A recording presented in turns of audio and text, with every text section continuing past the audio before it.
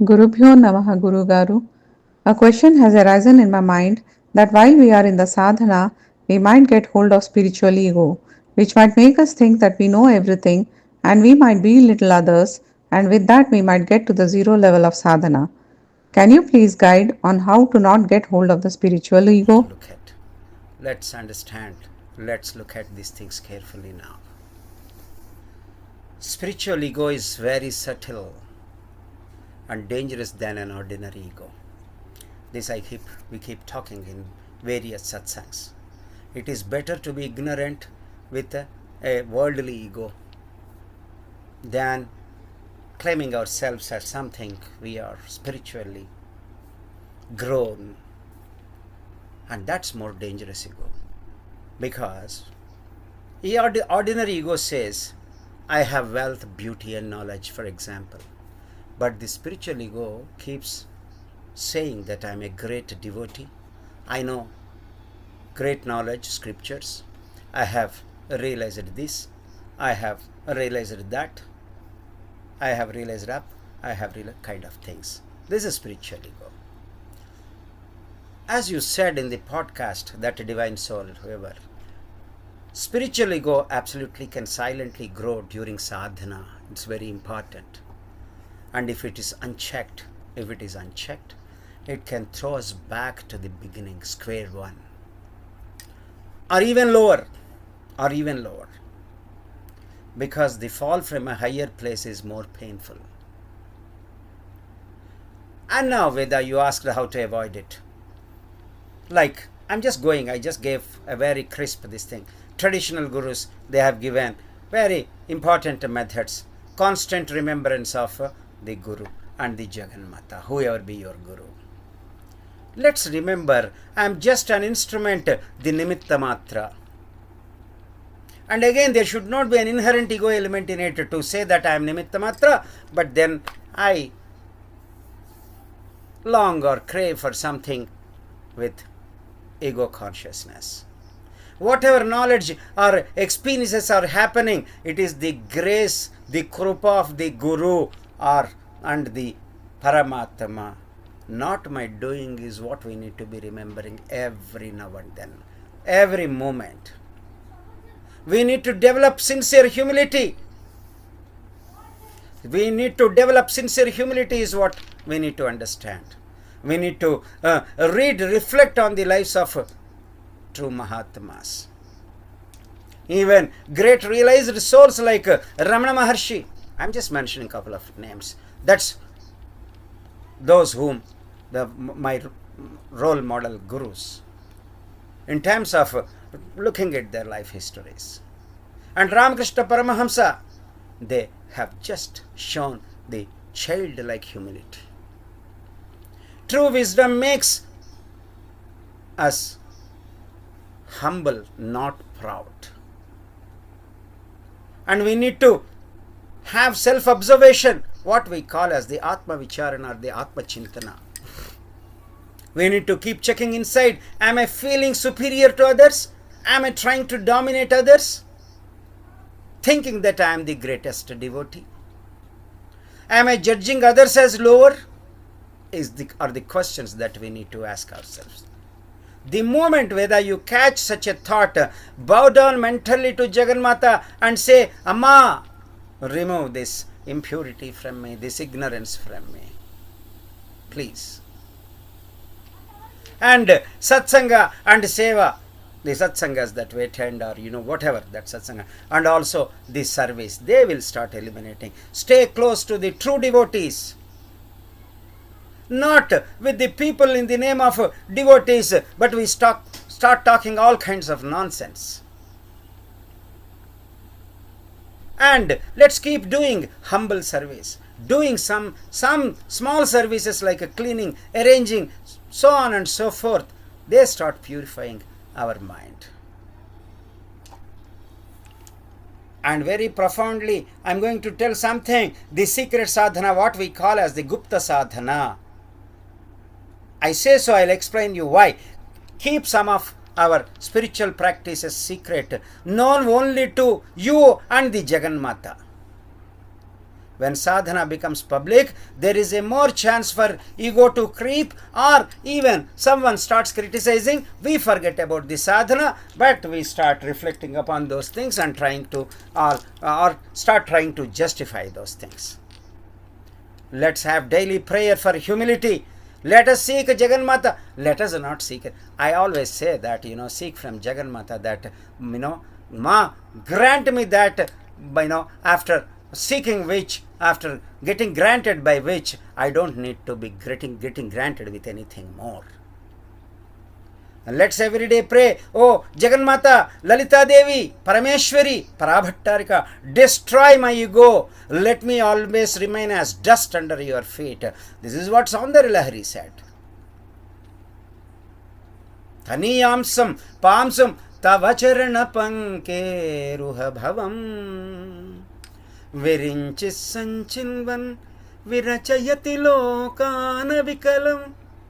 Thaniyamsam pamsam, the dust particle from your feet, lotus feet, O Jagannatha, by obtaining which this Brahma, the creator, has got capability to create this without any flaw.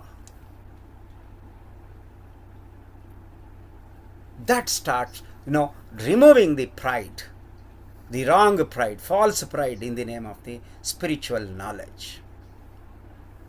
These are the something. Let us remember, ego is like a shadow. It grows when you face the light wrongly.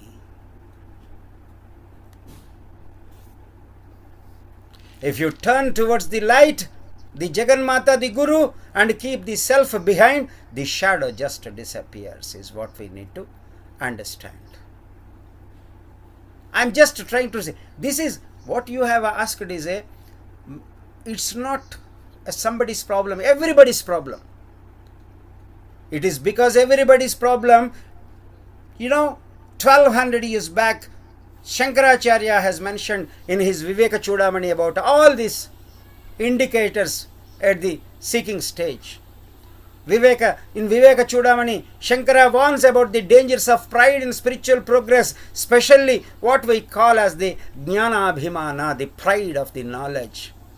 Wonderfully, he states that Sabda Jalam Maharanyam Chitta Brahmana Karanam. The jungle of words, the scriptures it is vast and confusing, and it causes wandering of the mind. So, therefore, Tasmat Jagrata, the wise should put great effort into realizing the truth directly.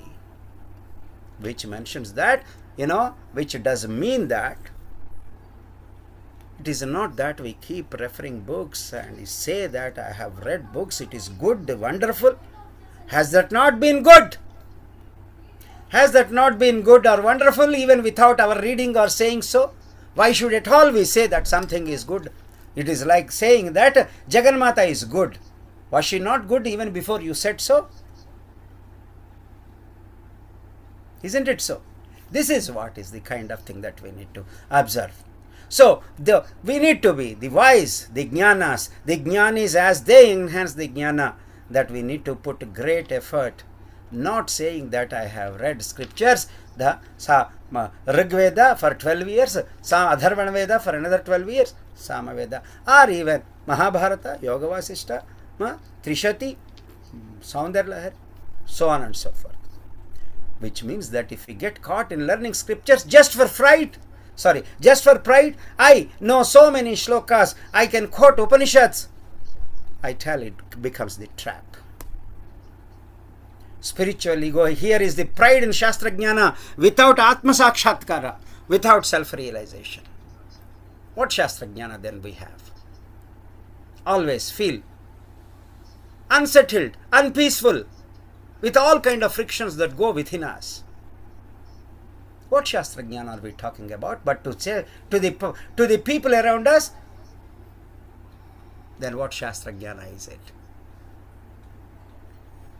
It's waste of time, is what we need. And also Shankara tells that, there are many slokas in Viveka Chudamani, that anyway which we are going to start. The deluded soul with the pride and knowledge believes himself to be the doer. One who says, I am the doer, is devoid of the true essence. 1200 years back, most of the sadhakas, every sadhaka at one point or the other time will face this kind of challenge. So here, Jnanabhimana, the pride of the knowledge leads to downfall, thinking I am great, losing the vision of non-doership, akartratva.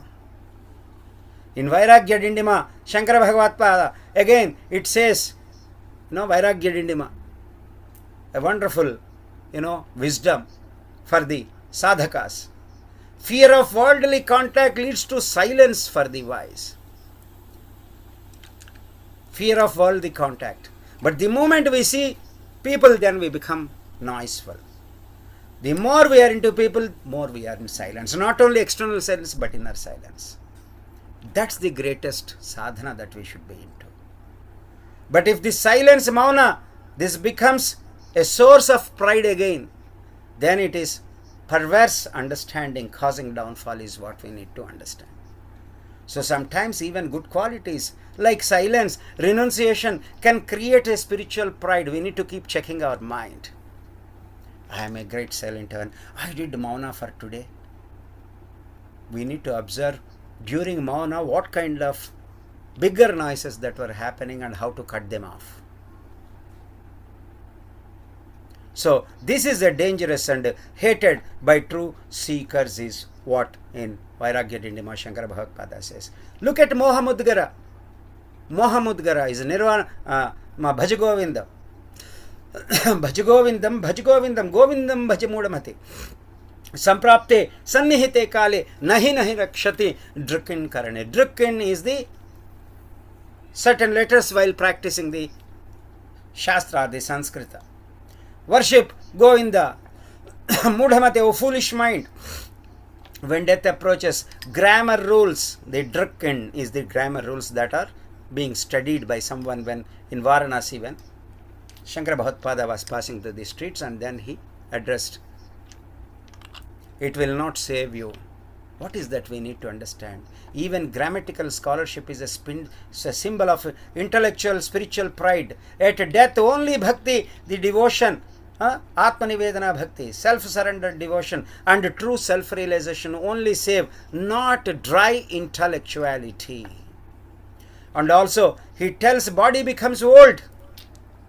Wonderfully, he mentions body becomes old, head bald, teeth fall, yet the person holds on to the ego and pride. Oh foolish mind, when will you wake up?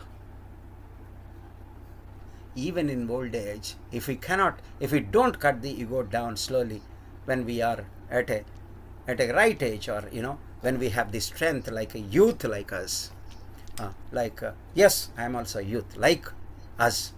If ego, especially spiritual ego, remains, as you have wonderfully asked this question, which is helpful for every sadhaka, it is great foolishness, if ego still remains within us, is what we need to look at this. So we need to have certain sadhanas to cultivate this, like Nitya Bhagavan-nama Smarana, constant remembrance of the Supreme Awareness or Supreme God. Atmanivedana, offering all actions and fruits to the Divine. We get excited or we get anxious only we think we are doing. It can be easily known when we look at the people, the moment they talk something. And last but not the least, Sadguru Krupa. Surrender to the Guru feet and follow the guidance without personal pride. It is not that Guru demands, any service, but it is development of an inner spiritual trait within you that will start letting your pride fall down. That's all. We'll stop today. I think we took another 15 to 20 minutes more today, Narayani. Yeah. Yes. So beautiful, Guruji. Gratitude. Subham. Thank you, Guruji. Subham Lakshmi. Thank you, Yeah. Guru. Subham. Yeah. Anyway, we'll see in the next session. Again, this is a wonderful question actually. All questions are wonderful for that matter. In this question I wanted to talk more about what is ego, also a bit more in a deeper understanding. Like for example, when we say I'm beautiful or you are beautiful, we are trying to only look at the body. If we say I am intelligent, we are looking at the, or you are intelligent, we are only looking at the mind and intellect identification, what we call as the antahkarana. If we say I have achieved or you have achieved, it's a doership identification. That's the reason, because it's a small group, I say, because the modern people, modern age tells that we need to pamper kids, that by encouraging them. But over a period of time, like saying that hey, you did a wonderful job, over a period of time, that becomes, that sometimes becoming a negative trait. For that moment, we look at the people getting motivated when we say so. I don't mean that we shouldn't say so, but it can be put in some other way that reflects the truth than giving them a wrong pride. When you look at it from the Vedantic view, like ahamkara, ego, is a veil, avarana, covering the real self. It starts covering the real self of the children also. Maybe as the small children you can pamper them, but as they're growing up, when they are becoming, when they are adolescents and adults, you need to be talking truth than saying that hey, wonderful, you did a great job, good job, kind of things. Because the child develops that next time, whenever whatever job has to be done, he gets into, or he or she gets into a great pressure that to make sure that he did a great job in the eyes of you, not as he wishes. So the true I is the aham, the satyam aham, the pure consciousness. The false I is what you call as the mithya aham. Mithya aham is the body and mind based. Anyway, there are many things that we can still discuss. Let us see. But otherwise, let us see for other questions that come.